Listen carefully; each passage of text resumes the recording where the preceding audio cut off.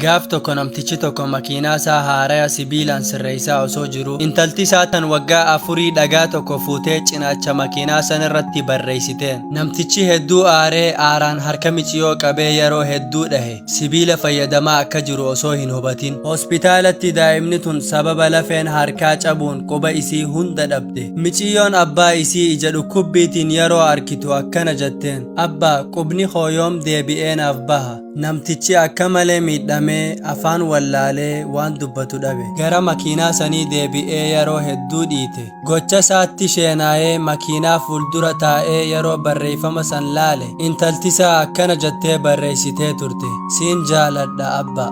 Baroomsirraa argannu aaraa fi jaalalti daangaa akka hin qabne yaadadhu. Yeroo hunda wantoota itti fayyadamuu akka qabnuu fi namoota ammoo jaalachuu akka qabnu yaadadhu. Garuu rakkoon ilma namaa kan ammaa namoota itti fayyadamaa jiran wantoota ammoo jaallachaa jiran. Yoo follow na godhuu baatte lammadana arkuu dhabuu malte. Akkasuma